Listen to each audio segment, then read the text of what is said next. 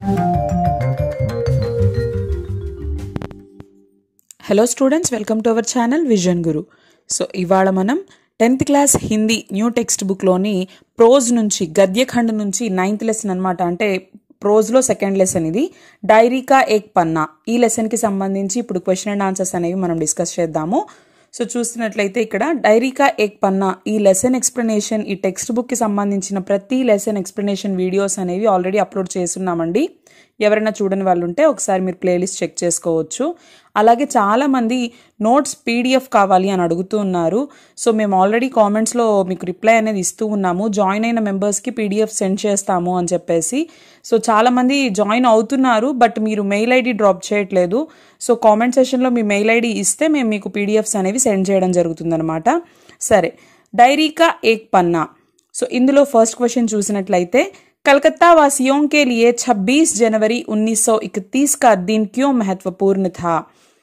అయితే ఇక్కడ చూసినట్లయితే ఫస్ట్ క్వశ్చన్లో ఏమడుగుతున్నారు, కలకత్తా వాసి అంటే కలకత్తా ప్రజలకి 26 జనవరి 1931, సో అది ఆ డేట్, ఆ మంత్, ఆ ఇయర్ ఎందుకు ఇంపార్టెంట్ అని చెప్తున్నారు. सारे हिंदुस्तान में 26 जनवरी को गुलाम हिंदुस्तानी ने पहली बार स्वतंत्र दिवस मनाए. इस वर्ष मतलब 1931 में उसकी पुनरावृत्ति थी. इसकी विशेषता है कि यह इस बार कलकत्ता में हो रही थी तथा गत वर्ष से इस वर्ष बहुत भारी से हो रहा था. कलकत्ता के नाम पर जो कलंक था, इस कार्य से वह अंश पूरी तरह से धुल गया. అయితే సో భారతదేశం అంతటా కూడా అంటే అప్పటిదాకా బానిసలుగా బతుకుతున్నటువంటి భారతదేశ ప్రజలు మొదటిసారి 26 జనవరిన స్వాతంత్ర దినోత్సవాన్ని జరుపుకున్నారు. సో అది 1931లో మళ్ళీ రిపీట్ అవుతోంది. సో కాబట్టి ఈసారి కలకత్తాలో అన్ని ఏర్పాట్లు జరిగాయి కాబట్టి సో ఆ డేట్న అంత ప్రత్యేకత అనమాట. అంటే కలకత్తా పేరు మీద, ఆ కలకత్తా సిటీ పైన ఉన్నటువంటి ఒక మచ్చని సో ఇది పూర్తిగా పోగొడుతుంది అని అక్కడ ప్రజలు నమ్మారు కాబట్టి సో ఆ డేట్ని, ఆ రోజున వాళ్ళు స్పెషల్గా ఫీల్ అయ్యారు. సుభాష్ బాబు కే జులూస్ కా భార్ కిస్ పర్ థా. సుభాష్ బాబు అంటే ఎవరిక్కడ, సుభాష్ చంద్రబోస్ గారు. సో ఆయన ఏర్పాటు చేసినటువంటి జులూస్ అంటే ఊరేగింపు, ర్యాలీ. సో దీని భారం అంతా, దీని బాధ్యులు ఎవరు, దీని భారం అంతా ఎవరు తీసుకున్నారు, రెస్పాన్సిబిలిటీ ఎవరు తీసుకున్నారు? సుభాష్ బాబు కే జులూస్ కా భార్ పూర్ణోదాస్ పర్ థా. పూర్ణోదాస్ మీద సో ఈ రెస్పాన్సిబిలిటీస్ అన్నీ ఉన్నాయన్నమాట. విద్యార్థి సంఘ్ కే మంత్రి అవినాష్ బాబు కే झंडा गाड़ने पर क्या प्रतिक्रिया हुई? అయితే సో ఆ విద్యార్థి సంఘానికి చెందినటువంటి మంత్రి అవినాష్ బాబు, ఆయన జెండాని అక్కడ నాటడం వల్ల ఎలాంటి స్పందన వచ్చింది, రెస్పాన్స్ అనే ఎలా ఉన్నింది, రియాక్షన్ ఎలా ఉన్నింది? విద్యార్థి సంఘ్ కే మంత్రి అవినాష్ బాబు నే झंडा गाड़ा तो पुलिस ने उनको पकड़ लिया था तथा और लोगों को मारा या हटा दिया. అయితే ఆయన జెండా అక్కడ నాటడం వల్ల ఏమైంది, సో అక్కడ పోలీసులు అందరూ వచ్చేసారనమాట, అతన్ని అరెస్ట్ చేసేసారు. అక్కడ ఉన్నటువంటి రిమైనింగ్ మెంబర్స్ అందరినీ అక్కడ చెల్లాచెదురుగా అక్కడి నుంచి తరిమేయడం జరిగింది. लोग अपने अपने मकानों व सार्वजनिक स्थलों पर राष्ट्रीय झंडा फहराकर किस बात का संकेत देना चाहते थे? అయితే ప్రజలందరూ కూడా తమ తమ ఇళ్ల పైన అలాగే పబ్లిక్ ప్లేసెస్లో సో మన జాతీయ జెండాని ఎగరేయడం ద్వారా సో ఆ స్వాతంత్రపు ఆనందాన్ని, ఆ ఉత్సాహాన్ని ఎలా ప్రదర్శించాలి అనుకున్నారు? సో ఇలాంటి అలంకరణలు ఎలా చెయ్యాలనుకుంటున్నారు? లోగ్ అప్నే అప్నే మకానో వ సార్వజనిక్ స్థలోం పర్ రాష్ట్రీయ झंडा फहराकर आज़ादी की खुशी उत्साह दिखाना चाहते थे. ऐसी सजावट पहले कभी नहीं हुई. అయితే వాళ్ళు ఈ విధంగా బహిరంగ ప్రదేశాల్లో వాళ్ళ ఇళ్ల పైన సో ఈ జెండాని ఎగరవేసి ఏం చెప్పాలనుకున్నారు, ఎలాంటి ఆనందాన్ని చూపించాలనుకున్నారు? సో స్వాతంత్రాన్ని పొందాము అన్నటువంటి తమలో ఉన్నటువంటి ఆ ఆనందాన్ని నలుగురికి చూపించాలి అనుకొని ఏదో ఒక పండగలాగా ఇళ్లని అలంకరించుకొని వాళ్ళు సెలబ్రేట్ చేసుకున్నారు. पुलिस ने बड़े बड़े पार्कों तथा मैदानों को क्यों घेर लिया था? పోలీసులు పెద్ద పెద్ద పార్కులు, మైదానాల్ని ఎందుకు చుట్టుముట్టారు అని అడిగారు. पुलिस बड़े बड़े पार्कों तथा मैदानों को घेर कर लोगों को स्वतंत्रता दिवस मनाने से रोकना चाहती थी. कहीं संगठित होकर लोग उनके खिलाफ कुछ कर न बैठे, इसलिए पूरे शहर को अपने नियंत्रण में कर लेना चाहती थी. అయితే పోలీసులు ఎందుకు ఆ పార్క్స్ని గ్రౌండ్స్ని ఎందుకు చుట్టుముట్టారు అంటే స్వాతంత్ర దినోత్సవపు వేడుకలు ఎక్కడా జరగకుండా ఉండాలి, ఎక్కడ ప్రజలంతా ఏకమై బ్రిటిష్ వాళ్ళకి వ్యతిరేకంగా ఏమన్నా చేసేస్తారేమో, సో అందుకని చెప్పేసి సిటీ మొత్తాన్ని ఆధీనంలోకి చేసుకొని కంట్రోల్ చేయాలి అని పోలీసులు ట్రై చేశారనమాట. నెక్స్ట్ 26 जनवरी 1931 के दिन को अमर बनाने के लिए क्या क्या तैयारियों की गई. చూడండి 26 జనవరి 1931. సో ఈ రోజుని అమర్ అంటే అమరత్వంగా అంటే ఎప్పటికీ గుర్తుండిపోయేలాగా మార్చడానికి ఎలాంటి సన్నాహాలు జరిగాయి, ఎలాంటి ఏర్పాట్లు జరిగాయి. 26 जनवरी 1931 के दिन अमर बनाने के लिए बड़े जोर से तैयारियां की गई. हर घर पर राष्ट्रीय झंडा फहराया गया. पुलिस को बेपरवाह करते हुए मारवाड़ी बालिका विद्यालय में झंडोत्सव मनाया गया. मॉन्यूमेंट के नीचे शाम को सभा रखने की तैयारी की गई. झंडा फहराए तथा स्वतंत्रता की प्रतिज्ञा पढ़ी गई. हजारों लोग टोलियां बना बनाकर मैदान पहुंचे. सभा को ओपन लड़ाई जैसा निराला की गई. అయితే 26 జనవరి 1931ని ఎప్పటికీ గుర్తుండిపోయేలాగా ఎలాంటి ఏర్పాట్లు చేశారు అంటే ప్రతి ఇంటిపైన కూడా మన జాతీయ జెండాను ఎగరవేయడం జరిగింది. పోలీసుల్ని లెక్క చేయకుండా, సో ప్రతి ఒక్కరు అంటే పోలీసులకి భయపడకుండా, వాళ్ళని లెక్క చేయకుండా మార్వాడి బాలికా విద్యాలయ, సో మార్వాడి బాలికల పాఠశాలకు చెందినటువంటి బాలికలంతా కూడా కలిసి వాళ్ళ పాఠశాలలో సో జెండా పండుగని బాగా జరుపుకున్నారు. అలాగే మాన్యుమెంట్ అంటే స్మారక చిహ్నం వద్ద ఈవినింగ్ సభని ఏర్పాటు చేయడానికి అన్ని ఏర్పాట్లు చేశారు. సో అక్కడ మన స్వాతంత్ర ప్రతిజ్ఞని చదివి వినిపించాలి అనుకున్నారు. నెక్స్ట్ అలాగే ఎంతోమంది వేలాది సంఖ్యలో గ్రూప్స్గా ఏర్పడి మైదానానికి చేరుకోవడం, ర్యాలీ నిర్వహించి టీమ్స్గా గ్రూప్స్గా అక్కడికి ఫామ్ అయి వెళ్ళడం.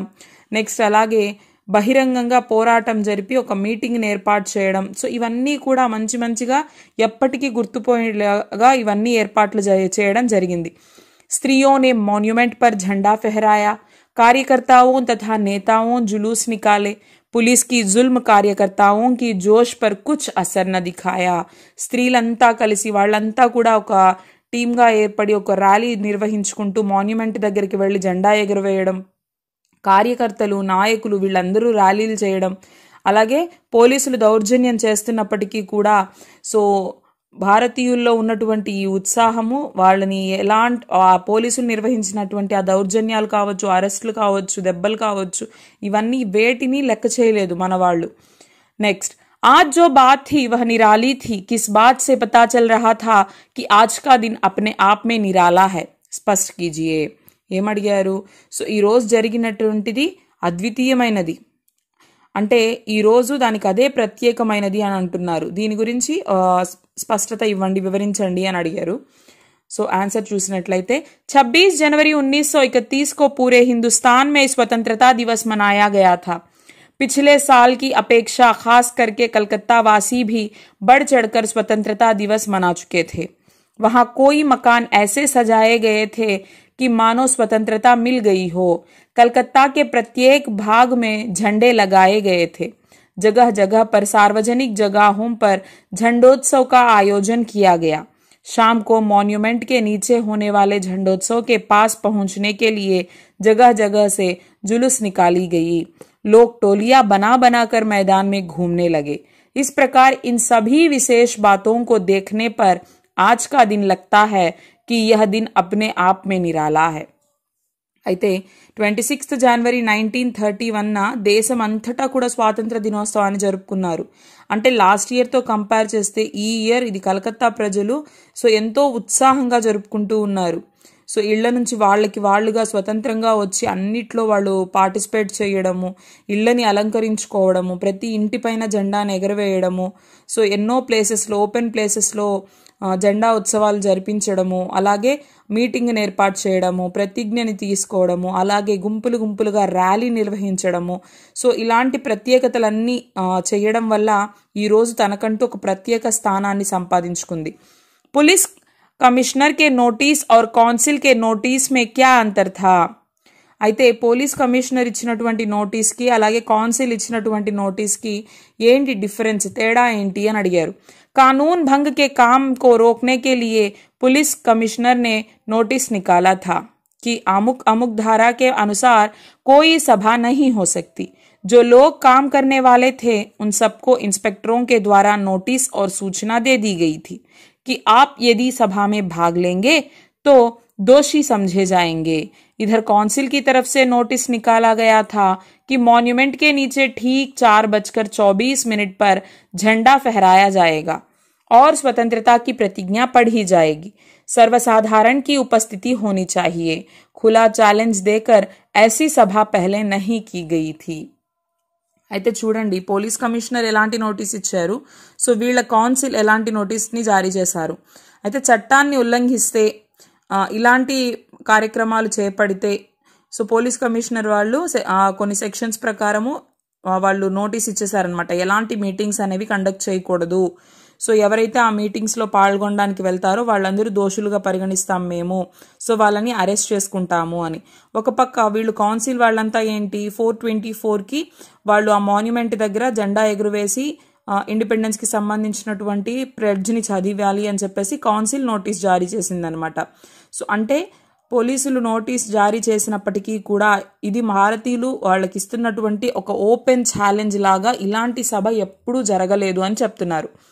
धर्मतल्ले के मोड़ पर आकर जुलूस क्यों टूट गया. అయితే ఇక్కడేం అడుగుతున్నారు, ధర్మతల్ల ఆ కార్నర్ దగ్గరికి వచ్చినప్పుడు ఆ ర్యాలీ అనేది ఎందుకు చిన్న భిన్నమైపోయింది. సుభాష్ బాబు బడే జోష్ से वंदे मातरम बोलते हुए जुलूस को आगे बढ़ा रहे थे, लेकिन पुलिस ने थोड़ी ही देर में उन्हें पकड़कर लाल बाजार लॉकअप में भेज दिया. वहां से कुछ ही देर बाद स्त्रियां जुलूस बनाकर चली. बहुत बड़ी भीड़ इकट्ठी हो गई. इसे देखकर पुलिस ने डंडे चलाने शुरू कर दिए. भीड़ ज्यादा होने के कारण बहुत लोग घायल हुए. उनकी इस क्रूरतम चर्या के कारण धर्मतल्ले के मोड़ पर आकर जुलूस टूट गया. అయితే ఏం చెప్తున్నారు ఇక్కడ, సుభాష్ బాబు అంటే సుభాష్ చంద్రబోస్ గారు సో చాలా జోష్తో అంటే చాలా ఉత్సాహంతో చాలా ఎనర్జెటిక్గా ఆయన వందే మాత్రం అని అరుస్తూ తన ర్యాలీని ముందుకు తీసుకెళ్తూ ఉన్నారు. అయితే కాసేపటికి ఏమైంది, పోలీసులు వచ్చి ఆయన అరెస్ట్ చేసేసి లాల్ బజార్ లాకప్కి తీసుకువెళ్ళిపోయారనమాట. అయితే అక్కడే ఇంకొంచెం సేపు ఆగిన తర్వాత స్త్రీలందరూ కూడా మళ్ళీ ఆ ర్యాలీని కండక్ట్ చేసి ముందుకు తీసుకెళ్లారు. సో చాలా మంది జనాలు పోగయ్యారనమాట. సో వీళ్ళందరినీ చూసి వీళ్ళు ఎక్కువైపోతుండేసరికి పోలీసులు ఏం చేశారు, లాఠీ చార్జ్ స్టార్ట్ చేసేసారు. సో జనం ఎక్కువైపోతూ ఉన్నారు. సో వీళ్ళు పోలీసులు వాళ్ళని పంపించేయడం కోసం వాళ్ళు ఎంతకీ వినట్లేదు, ఎంతమందిని అరెస్ట్ చేస్తామని చెప్పేసి అందరినీ కొట్టడం స్టార్ట్ చేశారు. చాలా మంది గాయాల పాలయ్యారు. उनकी इस क्रूरतम चर्या के कारण धर्मतल्ले के मोड़ पर आकर जुलूस टूट गया. సో పోలీసులు ఇలా దాడిని నిర్వహించడం వల్ల వాళ్ళందరినీ కొట్టడం వల్ల లాఠీ చార్జ్ చేయడం వల్ల అది ధర్మతల్ల కార్నర్ దగ్గర ఆ ఊరేగింపు ఆ ర్యాలీ అనేది చిన్న భిన్నం అయిపోయిందనమాట. डॉक्टर दासगुप्ता जुलूस में घायल लोगों की देखरेख तो कर ही रहे थे, उनके फोटो भी उतरवा रहे थे. उन लोगों के फोटो खींचने की क्या वजह हो सकती थी, स्पष्ट कीजिए. అయితే చూడండి ఇక్కడేం అడుగుతున్నారు, డాక్టర్ దాస్గుప్తా ఆ ర్యాలీలో గాయపడినటువంటి వ్యక్తుల్ని చూసుకోవడమే కాకుండా సో ఆ ఫొటోస్ అవన్నీ కూడా తీస్తూ ఉన్నారనమాట. అంటే గుర్తులుగా జ్ఞాపకాలుగా ఉండాలి కదా, అంటే పలానా రోజు స్వాతంత్రం కోసం ఇలా పోరాటాలు జరిగాయి, ఇలా సంబరాలు జరుపుకున్నారు అని చెప్పేసి ఆ గుర్తుల కోసం ఆయన ఫొటోస్ కూడా తీస్తూ ఉన్నారు. సో దాని గురించి వివరించండి అని అడిగారు. డాక్టర్ దాస్గుప్తా जुलूस में घायल लोगों की देखरेख तो कर ही रहे थे, उनके फोटो भी उतरवा रहे थे. उन लोगों के फोटो खींचने की दो वजह हो सकती थी. पहला, दुनिया को वे ये दिखाना चाहते थे कि बंगाल में भी अब लोग स्वतंत्रता के लिए जोर शोर से आंदोलन कर रहे थे. दूसरा, उन पर किए अंग्रेजों के जुल्मों का पर्दाफाश करना चाह रहे थे. అయితే డాక్టర్ దాస్గుప్తా గాయపడినటువంటి ఆ మనుషులు ఎవరైతే ఉన్నారో వాళ్ళని చూసుకుంటూనే ఉన్నారు, ప్లస్ ఫొటోస్ కూడా తీస్తూ ఉన్నారు. సో ఫొటోస్ తీయడానికి రెండు కారణాలు. ఒకటి ఏంటంటే బంగాల్లో కూడా అంటే కలకత్తాలో కూడా బెంగాలీ ప్రజలు కూడా స్వాతంత్రం కోసం ఎంత పోరాడారు అనే దానికి నిదర్శనంగా సాక్ష్యంగా ఉండాలని. అదే ఇంకొక కారణం ఏంటి అంటే సో బ్రిటిష్ వాళ్ళు తమపై చేసినటువంటి ఆ దురాగతాలు బయట పెట్టాలి, సో దానికి కూడా ఇది ఒక సాక్ష్యంగా ఉంటుంది అన్నట్లుగా ఆయన ఫొటోస్ తీయడం జరిగింది. నెక్స్ట్, सुभाष बाबू के जुलूस में स्त्री समाज की क्या भूमिका थी? సో సుభాష్ గారు ఊరేగింపు ర్యాలీ నిర్వహించారు కదా, సో అందులో స్త్రీల యొక్క పాత్ర ఏంటి? सुभाष बाबू के जुलूस में स्त्री समाज की भूमिका बहुत महत्वपूर्ण थी। स्त्री समाज अपनी तैयारी में लगा था।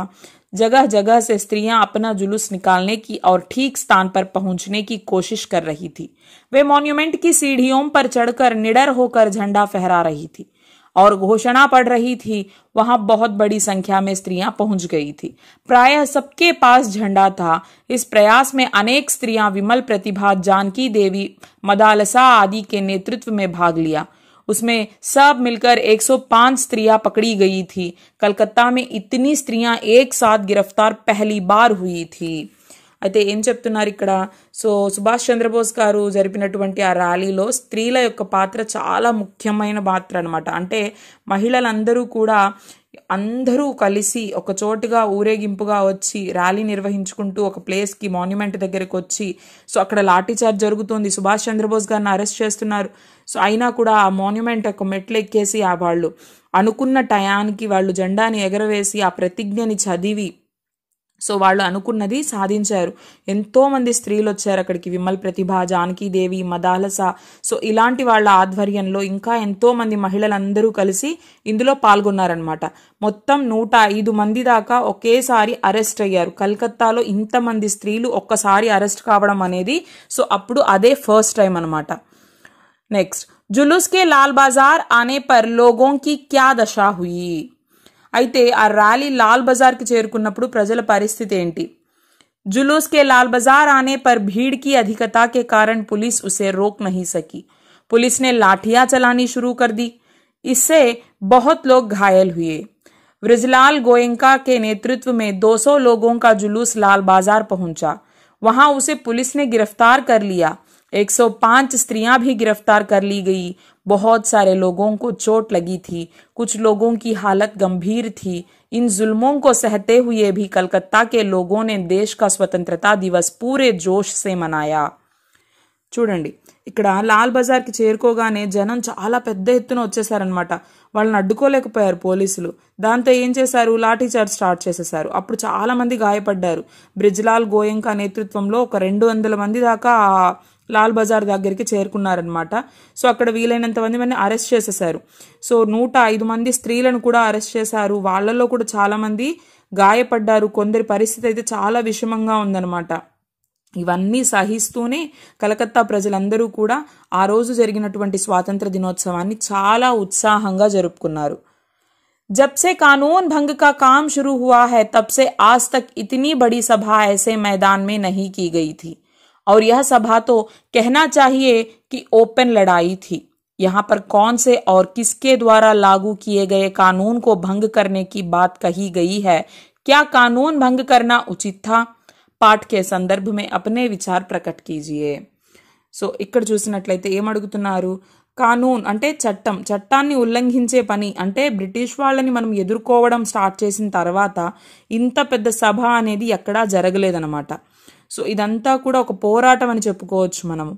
సో అలా బ్రిటిష్ వాళ్ళ చట్టాన్ని వ్యతిరేకిస్తూ సో ఇంత పెద్ద వాళ్ళకి ఒక ఓపెన్ ఛాలెంజ్ లాగా మనము ఈ పోరాటాన్ని చేయడం అనేది కరెక్టేనా? అంటే చట్టాన్ని ఉల్లంఘించారు ఇక్కడ. సో అది ఎంతవరకు న్యాయము, దాని గురించి మీరు ఏం అర్థం చేసుకున్నారో ఇక్కడ వివరించండి అని చెప్పారు.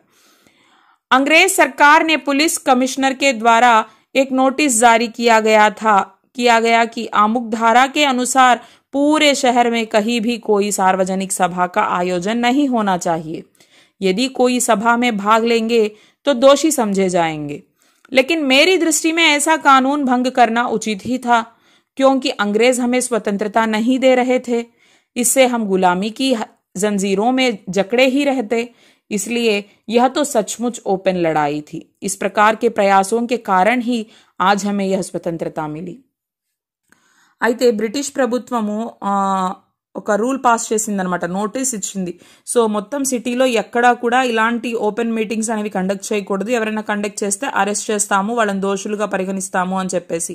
కానీ నా దృష్టిలో ఇలాంటి చట్టాన్ని వ్యతిరేకించడం అనేది కరెక్టే. ఎందుకంటే ఊరికే మనం చట్టాన్ని ఇక్కడ ఉల్లంఘించలేదు కదా, ఎందుకంటే బ్రిటిష్ వాళ్ళు మనకి స్వాతంత్రాన్ని ఇవ్వడం లేదు, మన దేశంలోకి వాళ్ళు చొరబడి మన మీద పెత్తనం చలాయిస్తున్నారు. సో ఒకవేళ మనం ఇలాంటి పోరాటం చెయ్యకపోతే మనం ఎప్పటికీ వాళ్ళకి బానిసల్లాగే ఉంటాము. సో అలా ఆ బానిసత్వపు సంఖ్యలలో కూరుకుపోతాం, చిక్కుకుపోతాం. కాబట్టి ఇది నిజంగా వాళ్ళకి మనం ఇచ్చినటువంటి ఒక ఓపెన్ ఛాలెంజే. సో అప్పుడు చేసిన ఆ పోరాటాలు ప్రయత్నాల వల్లే ఈరోజు మనకి స్వాతంత్రం వచ్చింది. కాబట్టి అప్పుడు చేసిన ఆ వ్యతిరేకత అనేది కరెక్టే అని చెప్తున్నారు. बहुत से लोग घायल हुए, बहुतों को लॉकअप में रखा गया, बहुत सी स्त्रियां जेल गई, फिर भी इस दिन को अपूर्व बताया गया है. आपके विचार में यह सब अपूर्व क्यों है? अपने शब्दों में लिखिए. సో చాలా మంది గాయపడ్డారు, చాలా మందిని లాకప్లో ఉంచారు, ఎంతో మంది మహిళల్ని కాల్చారు. సో ఇది వర్ణించడం అనేది అసాధ్యం అన్నమాట. అంటే ఆ రోజు జరిగింది మనం మాటలో చెప్పుకోలేనటువంటిది. సో ఇదంతా ఒక అసాధారణమైనది అని ఎందుకు అనుకుంటున్నారు అని చెప్పి క్వశ్చన్ అడిగారు. సో ఇక్కడ చూడండి ఆన్సర్ చూసినట్లయితే, मेरे विचार में 26 जनवरी 1931 का दिन अपूर्व है, क्योंकि नेताजी सुभाष चंद्र बोस और कई स्वतंत्रता सेनानियों के साथ कलकत्ता के लोगों ने अंग्रेज प्रशासकों के विरुद्ध स्वतंत्रता के लिए कई लड़ाइयां लड़ी. इसमें बहुत से लोग घायल हुए, बहुतों को लॉकअप में रखा गया, बहुत सी स्त्रियां जेल गई. इससे बंगाल के नाम पर जो कलंक था वह बहुत अंश में धुल गया. लोग सोचने लगे कि यहाँ भी बहुत काम हो सकता है. అయితే నా దృష్టిలో 26 జనవరిన జరిగినటువంటి ఈ పోరాటం ఏదైతే ఉందో సో ఇది మాటల్లో వర్ణించలేనిది. సో ఎందుకు అలా చెప్తున్నారు, ఎందుకు ఆ మాట అంటున్నారు అంటే, సో సుభాష్ చంద్రబోస్ గారు, నేతాజీ సుభాష్ చంద్రబోస్ గారు ఎంతో మంది స్వాతంత్ర పోరాటం చేసేటువంటి వ్యక్తులతో కలిసి కలకత్తాలో బ్రిటిష్ వాళ్ళని ఎదిరించి పోరాడి ఎన్నో ఉద్యమాలు జరిపి, ర్యాలీలు జరిపి, అరెస్ట్ అయ్యి, దెబ్బలు తిని, ఎంతోమంది కొంతమంది పరిస్థితి ఎంతో విషమంగా ఉన్నింది, లాకప్లో ఉన్నారు. సో ఎంతోమంది ఆడవాళ్ళు బయటికి వచ్చి పోరాడారు, ఎంతోమంది స్త్రీలని అరెస్ట్ చేశారు. సో ఇదంతా ఏంటి, కలకత్తాలో జరిగింది. అంటే ఇంతవరకు కలకత్తా నుంచి ఎలాంటి పోరాటం జరగలేదు, ఇక్కడ ఎవరు స్వాతంత్రానికి సపోర్ట్ చేయట్లేదు అనుకున్నటువంటి ఆ మచ్చ కాస్త తొలగిపోయింది. సో మనుషులంతా ఇప్పుడు ఆలోచించసాగారు, ఏంటి ఇక్కడ కూడా చాలా పనులు జరిగేలా కనిపిస్తున్నాయి, అంటే ఇక్కడి నుంచి కూడా ఉద్యమాలు చేస్తాము, చేసేవాళ్ళు ఉన్నారు, సపోర్ట్ చేసేవాళ్ళు ఉన్నారు అని తెలిసి వచ్చిందనమాట. నెక్స్ట్, आज तो जो कुछ हुआ वह अपूर्व हुआ है. बंगाल के नाम या कलकत्ता के नाम पर कलंक था कि यहाँ काम नहीं हो रहा है, वह आज बहुत अंश में धुल गया है. సో ఇప్పుడే క్వశ్చన్లో మనం చెప్పుకున్నాం అనమాట. సో ఈరోజు ఎంతో గొప్ప రోజు. సో కలకత్తా పేరు మీద ఉన్నటువంటి ఆ కలంకం అనేది, అపవాద్ అనేది నేడుతో చెరిగిపోయింది అని ఎందుకు అంటున్నారు. इस कथन का आशय यह है कि देश भर में अंग्रेजी शासन के विरुद्ध आंदोलन चल रहे थे, लेकिन बंगाल में यह प्रतिक्रिया बहुत कम दिख रही थी. सचमुच यह उनके लिए एक कलंक ही था. मगर 26 जनवरी 1931 में कलकत्ता वासियों ने दूसरा स्वतंत्रता दिवस बड़े जोश के साथ मनाया था. अंग्रेजी प्रशासन का घोर विरोध किया, लाठियां खाई, जेल गए, स्त्रियों ने भी बढ़ चढ़कर भाग लिया. इस प्रकार बंगाल के नाम पर जो कलंक था वह बहुत अंश में धुल गया. సో ఇక్కడ ఏం చెప్తున్నారు, దీని అర్థం ఏంటి అంటే, భారతదేశం అంతటా కూడా బ్రిటిష్ పాలనకి వ్యతిరేకంగా ఉద్యమాలు జరుగుతూ ఉన్నాయి, కానీ బెంగాల్లో, కలకత్తాలో సో ఇక్కడి నుంచి చాలా తక్కువ రెస్పాన్స్ అనేది ఉండేదన్నమాట. ఆ మచ్చని ఈ రోజుతో తొలగించేశారు. అంటే 26 జనవరి 1931 ప్రజలు ఇక్కడ ఉత్సాహంగా స్వాతంత్రం కోసం పోరాడుతూ ఆ సంబరాల్ని జరుపుకొని, లేదు ఇక్కడి నుంచి కూడా వ్యతిరేకత ఉంది బ్రిటిష్ వాళ్ళకి, స్వాతంత్రం కోసం పోరాడే వాళ్ళు ఇక్కడ కూడా ఉన్నారు అని చెప్పేసి వాళ్ళ మీద ఉన్నటువంటి ఆ మచ్చని వాళ్ళు చెరిపేసుకున్నారు.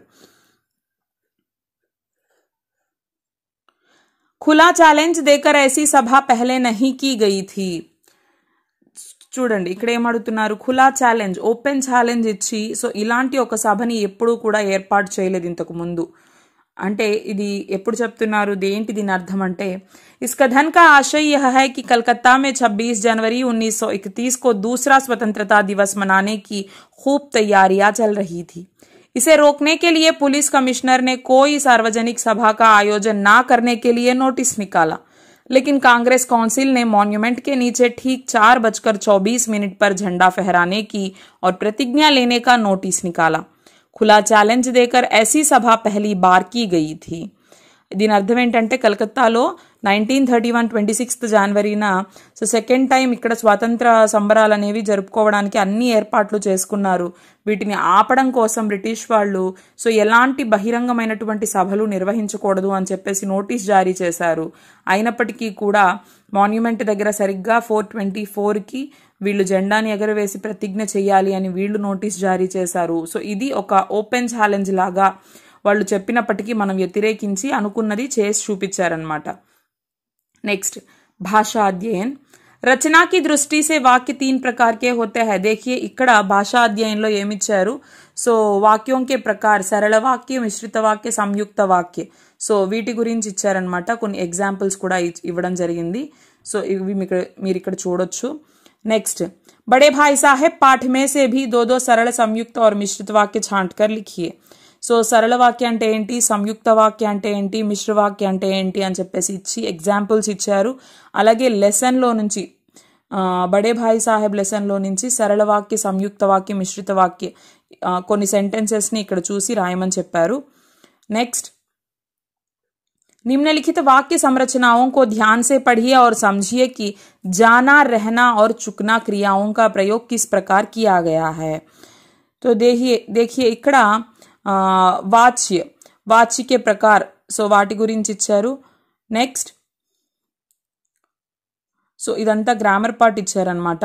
సో మనం ఇది నేను చెప్పాను కదా మీకు అన్ని లెసన్స్కి నోట్స్ అయిపోయిన తర్వాత గ్రామర్ క్లాసెస్ అనేవి స్టార్ట్ అవుతాయండి. సో అవి కూడా నేను ఇస్తాను. పీడిఎఫ్ కావాలనుకున్న వాళ్ళు జాయిన్ అయితే మీ మెయిల్ ఐడి కామెంట్ సెక్షన్లో మాకు ఇచ్చారంటే జాయిన్ అయిన వాళ్ళకి పీడిఎఫ్స్ కూడా సెండ్ చేయడం జరుగుతుంది. నెక్స్ట్ యోగ్యతా విస్తార్. సో దీనికి ముందు చూడండి ఇక్కడ సంధి విచ్ఛేద్ కీజియే. ఇక్కడ చూడండి సంధి విడదీసి దాన్ని కలిపితే మనము శ్రద్ధ ప్లస్ ఆనంద్, శ్రద్ధానంద్, ప్రతి ప్లస్ ఏక్ ప్రత్యేక్, ఈ విధంగా ఆన్సర్స్ ఇవ్వడం జరిగింది. నెక్స్ట్ యోగ్యతా విస్తార్కి వచ్చినట్లయితే भौतिक रूप से दबे होने पर भी अंग्रेजों के समय में ही हमारा मन आजाद हो चुका था. अतः दिसंबर सन 1929 में लाहौर में कांग्रेस का एक बड़ा अधिवेशन हुआ. इसके सभापति जवाहरलाल नेहरू जी थे. इस अधिवेशन में यह प्रस्ताव पास किया गया कि अब हम पूर्ण स्वराज्य से कुछ भी कम स्वीकार नहीं करेंगे. 26 जनवरी 1930 को देशवासियों ने पूर्ण स्वतंत्रता के लिए हर प्रकार के बलिदान की प्रतिज्ञा की. उसके बाद आजादी प्राप्त होने तक प्रति वर्ष 26 जनवरी को स्वाधीनता दिवस के रूप में मनाया जाता रहा.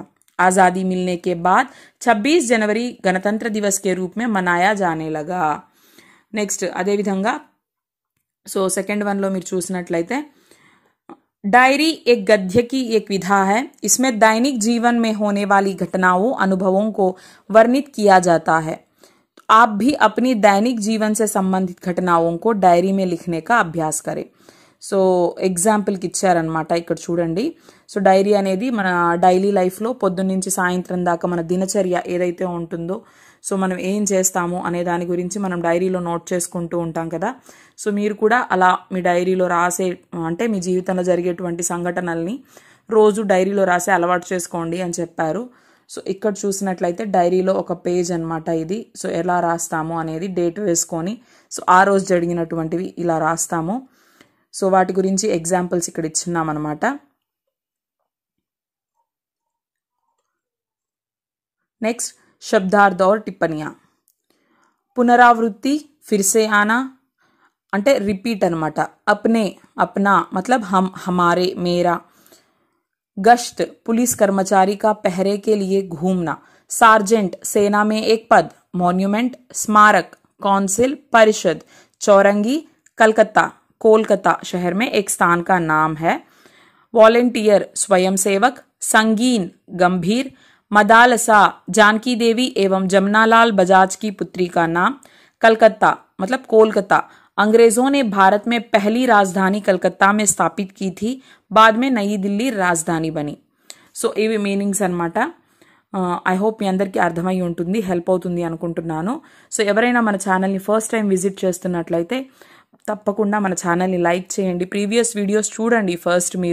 మీకు యూజ్ అవుతున్నాయి అనిపిస్తే మాత్రం తప్పకుండా మన ఛానల్ని లైక్ చేయండి, షేర్ చేయండి, అలాగే సబ్స్క్రైబ్ చేసుకోవడం మర్చిపోవద్దు. సో మీరు బెల్ ఐకాన్ని క్లిక్ చేసినట్లయితే మేము వీడియో పోస్ట్ చేసిన వెంటనే మీకు నోటిఫికేషన్స్ అనేవి వస్తాయన్నమాట. సో అది అలాగే నేను మళ్ళీ చెప్తున్నానండి, నోట్స్ కావాలి అంటున్నారు, జాయిన్ అవుతున్నారు. సో కొంతమంది మాత్రము మెయిల్ ఐడి ఇవ్వడం లేదు. మీరు మెయిల్ ఐడి ఇస్తేనే మేము మీకు పీడిఎఫ్ సెండ్ చేయగలము. సో కాబట్టి అది కొంచెం చూసుకోండి. ఫారూక్ షేక్, సో వీళ్ళు కూడా జాయిన్ అయ్యారు, బట్ మెయిల్ ఐడి ఇంతవరకు ఇవ్వలేదు. సో కొంతమంది జాయిన్ అయిన వెంటనే మెయిల్ ఐడి ఇస్తున్నారు, మేము పీడిఎఫ్స్ అనేవి సెండ్ చేసేస్తున్నాము. సో ఎవరైతే ఇంతవరకు మెయిల్ ఐడి ఇవ్వలేదో వాళ్ళు మెయిల్ ఐడీస్ పోస్ట్ చేయండి, మేము పీడిఎఫ్స్ అనేవి సెండ్ చేస్తాము. Thank you.